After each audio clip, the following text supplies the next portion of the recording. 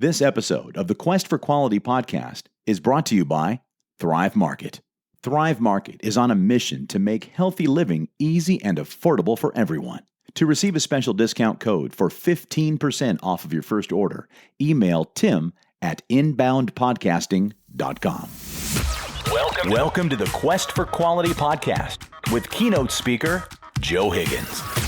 In terms of Quest for Quality, this is really about living a quality life, having a quality career. If you always aim for quality in your life, you will almost always find success at some point in the longer term.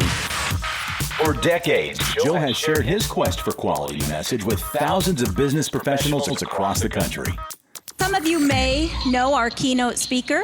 I would tell you he's a legend in the industry, and it's great to see him back with us. I've had the privilege and honor introducing some very famous speakers to you. They were all great speakers and showed you how a winning attitude brings success. But our next speaker is even better. Joe Higgins has walked in our shoes. Joe's the only speaker in our history that we've invited to talk to us 2 years in a row. The Quest for Quality podcast presents a universal message under the umbrella of 4 areas of Joe's unprecedented experience and expertise. Leadership, building healthy teams, customer service, understanding the American economy. I'm trying to let people get that message that it's taken me 40 years to learn. I've had a lot of experience. I've gone through major levels of an organization, have trained and worked with and supervised thousands of people over my career and created leaders at the Whirlpool Corporation today that are running the company. So hopefully what I bring here in this thing is allowing people to live a better life and a better quality of life. Welcome back to another episode of the Quest for Quality podcast with Joe Higgins. I'm Tim, and we're in the middle of a leadership series with Joe Higgins. And in our last episode, Joe, who was a leader within a Fortune 150 company with Whirlpool for how many years, Joe? For 35 years at Whirlpool, 7 years with General Electric. And so now, Joe, in his retirement, you're out speaking throughout the country to various organizations and conventions.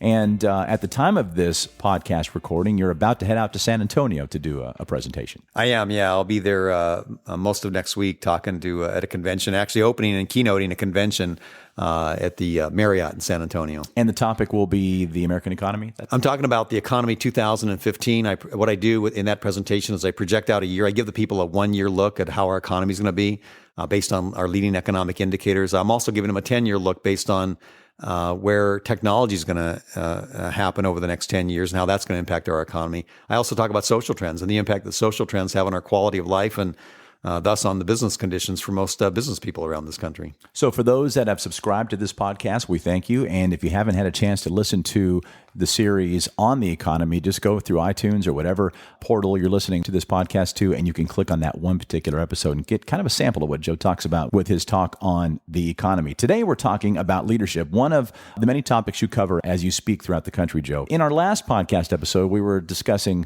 the various resources one can utilize to build their leadership skills.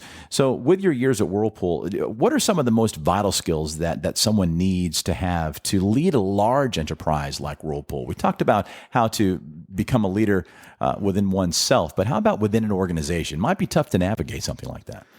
Well, no doubt. And I think one of the things that I think is really important for all leaders is a positive mental attitude. And I talk extensively about this, and I have over the years, that if you're going to run an organization, you have to be upbeat. You have to get your people motivated. They have to be willing to go out and do whatever it takes to get the job done. If you can't create a positive mental attitude within yourself, where every day you come in and every day is a great day, every day you're feeling good and you're pumping your people up, then you won't make it. You'll fail because what happens in organizations, if leaders aren't optimistic and looking forward and looking ahead to better times, then your people get down and they won't work as effectively. And so in my career, in my years at Whirlpool, I tried every day to give the message that, hey, we're on the right track, we're going in the right direction. If things were bad, we have to make a correction to that, but we still go down the path of trying to be as successful as possible every single day. I learned that the old saying about when I wake up in the morning, if I don't see roses. If I don't see candles or smell roses and I don't have a chalk outline drawn on my body, I know it's going to be a great day.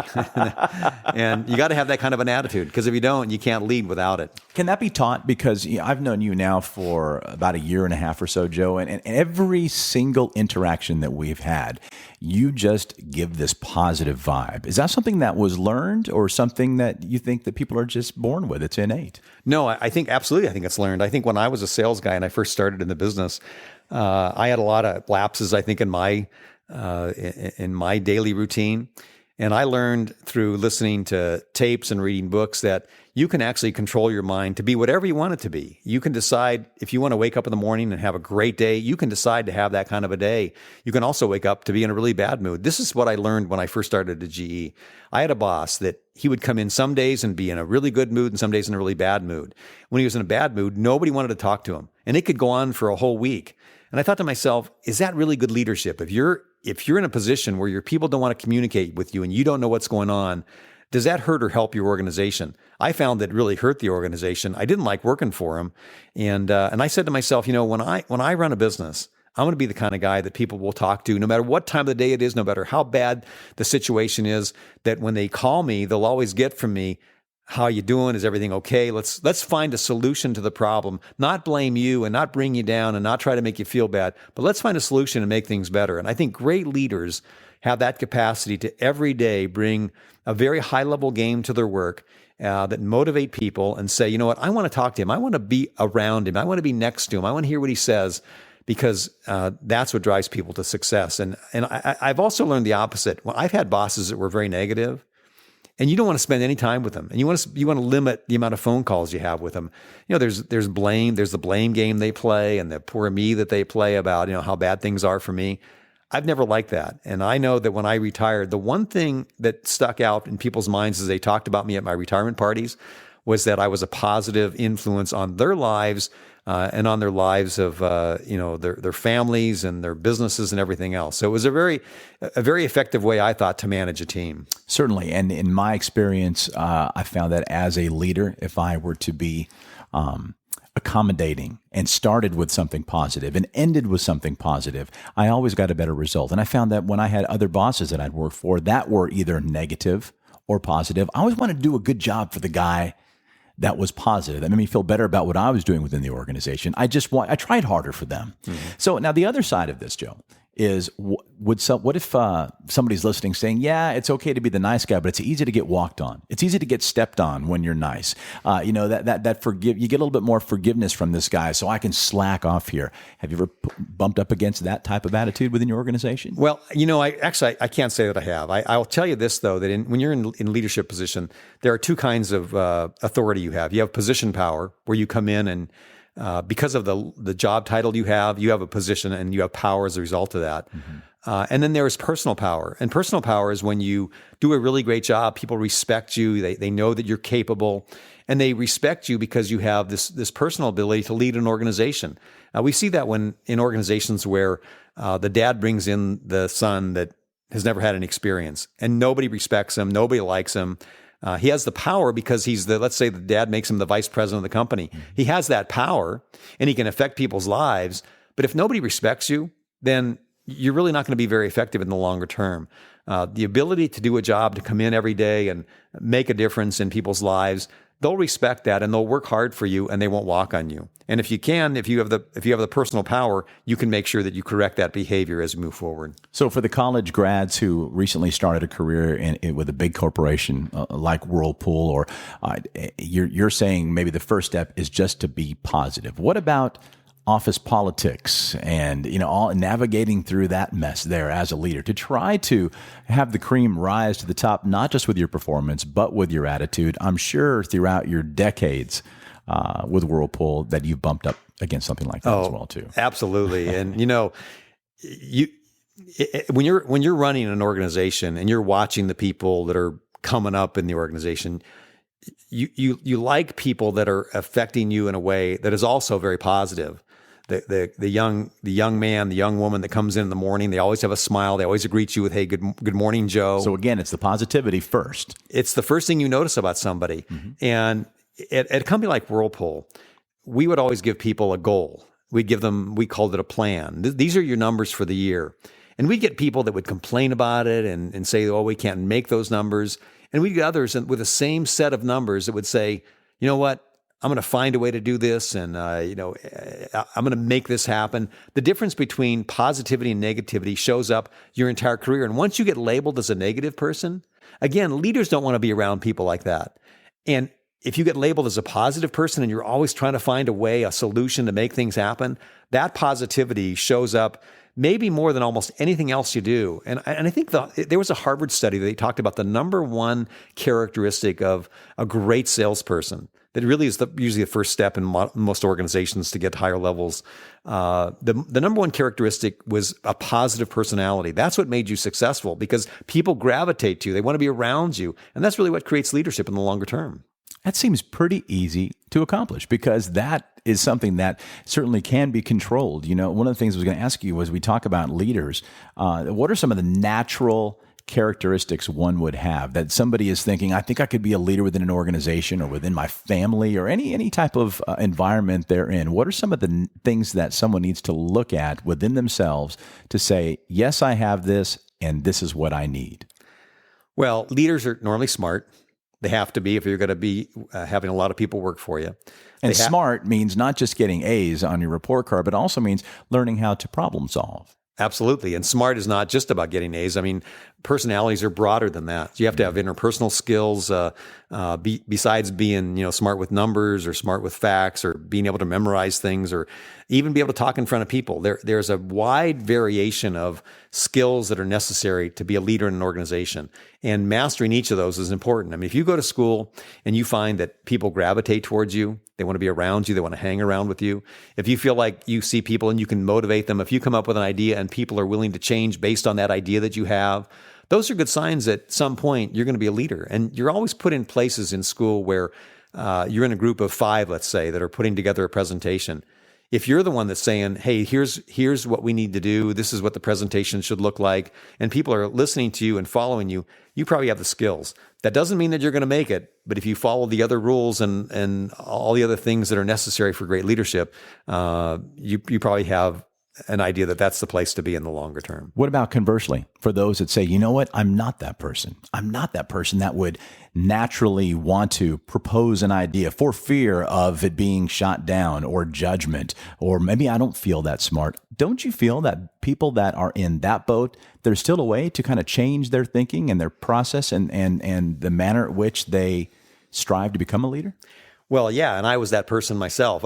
I'll tell you a funny story. When I first started in my career, I hated to go down to meetings. If there was a big meeting, like a convention or something, or even just where there might be 100 people or 200 people in a room, I did not like that situation. And I figured to myself one day, you know what, if I can't do this, if I can't accomplish this, I will never make it in this organization. That was when I was at General Electric. And I decided as a 21-year-old kid that what I was going to do from that point on, I was going to be the first person in every single meeting in the room before anybody else got there. So if the meeting started at 6, I'd go down at 5:45. And when people came in, I would force myself to greet them. And that was uncomfortable for you? It was very uncomfortable. I did not like it at all. But the more I did it, the better I got at it, the more comfortable I got. And what I didn't know, the unintended consequences of that, is that people at GE started to notice that I was the guy in the room all the time, the first guy that came in. And that's not hard to accomplish. Well, no, that was easy. And eventually it stuck with me. And throughout my entire career, even after I was running the organization, I always made it a point to be the first guy in the room to greet my employees. So originally I was there greeting the management that might come in, and then I was greeting my employees. You can learn to find things that the best way to do it is to find things that you're really uncomfortable with. What is it I don't like to do? Most people don't like to do public speaking. If that's true, then go out and do public speaking. If you don't like to be in groups, go out and put yourself in groups. You only learn and get better when you do the things that are the most difficult for you. So if you say, I don't have these skills, well, then practice and work on those skills. If you're a negative individual, every day wake up and say, this is going to be the best day of my life, and go out and do that. And that's where you really get tremendous growth. To just inch your way outside of that comfort zone, and then pretty soon your comfort zone is broader than it's ever been before. Right. There was a great quote by an author. One of my favorite authors, Tim Ferriss, says, "You can gauge success by the number of uncomfortable conversations you have." And that's not a negative statement. That's, if I'm uncomfortable about addressing this problem, instead of burying my head in the sand, I'm just going to address it straight on, whether it's a conversation or, like you said, for somebody who I would assume was shy as a kid, to be the first guy in the room and to greet everybody. Well, that too. And, the other thing too is that the broader you can get your knowledge, the better you're going to be in these kinds of jobs, because leaders need broad knowledge. And the more you involve yourself with people and taking on things that you maybe not like, let's say like art or music or something like that, the more you immerse yourself in these various subjects of whatever they might be, the broader you expand your knowledge base, the more you can talk to people in general. I mean, if you're just an individual that can only talk about sports, then you're probably not going to make it in the longer term. But if you can talk about a range of subjects, that's what really helps a career in the longer term, is knowing a lot of disciplines that can help you make decisions later on in the business. Knowing a little bit about a lot of things. That really is helpful, yeah. And certainly nowadays with social media, it's very easy to get little tidbits and nuggets for everything. It's almost like when you prepare to go to a party and you don't really know many people there. So, I'm going to show up in my hip pocket with about 5 or 6 different things that I could talk about if the conversation ever hits a lull. I'll find a way to somehow steer it back. Well, a guy wrote a book about that, and I can't remember the name of it, but it was about trivia, how Americans are so involved in trivia today.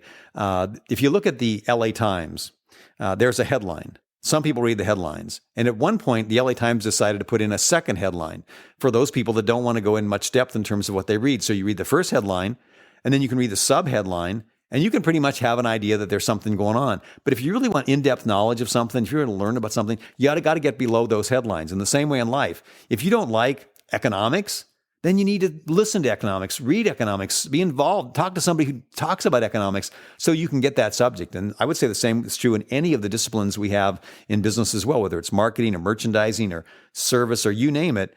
The more you know about all these different subjects, the more successful you'll be. As a matter of fact, what we do with young kids that come in is we put them in different departments so they learn every different aspect of Whirlpool Corporation. So when they're 25, 35, when they get to be 40 years old and it's time for a big job, they know everything about the company there is to know. And the kids that stay, for example, in marketing, then they don't have near the chances the person that's been in 5 or 6 different jobs during the course of their career. To be a high-level executive within an organization. Exactly, yeah. It all boils down to positivity. You don't have to be brilliant to be positive. No, you don't. And you know that if you're a negative personality, nobody wants to hang around with you. Well, you know that. If you get involved with somebody, have you ever been somewhere and you end up sitting next to the guy that's always down and always saying everything's bad? You don't want to be by that person. Correct. You gravitate and want to be by the person that's cheerful and upbeat and having fun in life and, looking ahead and also that you can learn from, because you learn nothing from a person that's negative. And in business, I mean, having that kind of personality, it just makes everything so much easier. And so have you seen that throughout your life? And so you're 66 years old. You can look back and say, I've developed friends for decades because of your positivity. Because I know people that are very negative, and their circle of friends is very small. Right. Looking back on your friendships, have they been around for years based upon your positivity? Yeah. And the one guy I was referencing earlier was this guy, Dennis Riggs, was a guy that, we played basketball and racquetball together, and we hung out. We'd hang out every night, just doing 4 or 5 hours of sports. And this was the guy that no matter where we would go, he would always talk to everybody. He was positive and upbeat. And even at that time, I mean, I've been a fairly positive person most of my life. But watching him and growing from him and how people like to hang out with him, no matter where we would go, somebody would know this guy and just want to do things for him. Were you positive as a child? Yeah, I would say that I was. I was a pretty happy child. My mother used to wake us up in the morning and she would say, they called me Joey as a boy. She'd say, "Come on, Joey, it's time to get up. It's going to be a great day. Something really good's going to happen to you today." And we'd go, what, mommy? And we'd run outside. And later on, we'd come home and she'd say, "Well, how was your day?" And we'd say, "Well, today we found some, ants in the dirt or something." And she'd say, "Oh, what? I bet you that was really fun, huh?" or whatever. And we learned, my mom, I think, taught us, even in the situation we were in where we were so poor and she worked like 3 jobs to support the family. she found a way to always keep us upbeat and positive. And that's how she was. And she had friends throughout her whole life because of that. People that wanted to be around her and, talk to her and stuff, because she was always being positive.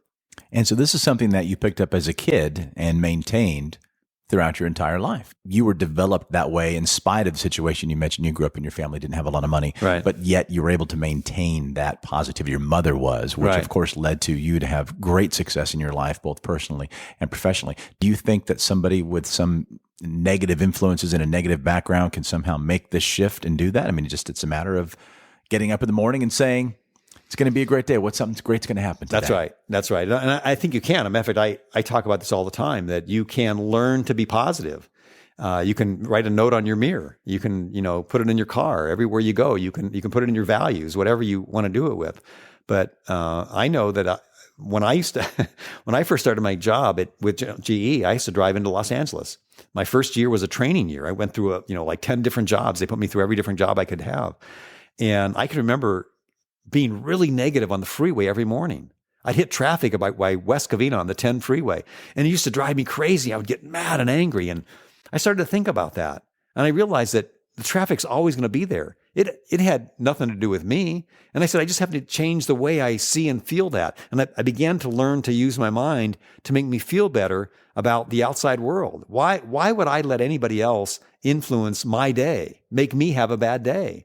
I wasn't going to let that happen. And so every single day I started to change and started to recognize that it wasn't the traffic, it was me. I'm the one that's reacting to it. And if I just changed the way I felt and believed, I could reverse all that. I learned an interesting lesson. There was a movie called Mask a number of years ago. Very familiar. You remember that one? Yeah, it was place in West Covina, right? If I'm not mistaken, or Azusa area. And Cher was the star of the movie. Mm-hmm. The little boy, he had this horribly disfigured face. Yes. You remember that? I do very much. That's why it was called The Mask. Mm-hmm. But the thing that I remembered was that he had these horrible headaches. And every day he would just suffer from these migraines. And his mom would tell him to do this: go inside, lay down, and think about a time in your life that was really wonderful when you rode your first motorcycle. Because I think his dad was a motorcycle, had a motorcycle, sir. And the boy would do that. And I went back and I read about this story. And it was true that he could lessen the degree of the migraine headaches he'd have as a result of this horrible disfigurement and this disease he had by just laying down and thinking about something wonderful in his life. And I learned to do that. I talk to audiences and I tell them it's the 30-second vacation. Close your eyes and think back to one of the best times that you've ever had, no matter what it is. I mean, it might be the day you graduated from high school or college or your first kid or, whatever it might be. Take that 30 seconds and take a vacation. Go to Hawaii if that was your favorite trip, or Europe or whatever it was. Take that vacation and you can really take yourself from a level of negativity to a level of positivity. And the other research that has been really recent is that if you just go from a frown to a smile, you feel better automatically and you live longer. People that are positive and upbeat, they live longer. So you add like 7 years to your life. That's worth it all in by itself. That's right. It all starts with a smile. Thanks, Joe. Well, coming up in our next episode in the Quest for Quality podcast, we'll continue our series on leadership and discuss integrity in leadership and how to successfully navigate up through a large organization with all its potential integral pitfalls and challenges. And if you haven't already, please subscribe to the Quest for Quality podcast. Of course, it is absolutely free. And if you're interested in contacting Joe Higgins to speak to your organization or at an upcoming convention, bounce on over to www.q4qwithjoe.com. That's the letter Q, the number 4, the letter Q, withjoe.com. Hit the Request Joe button, fill out the form, and we will get right back to you. Thanks again for listening in, and we'll catch you next time for another edition of the Quest for Quality with Joe podcast.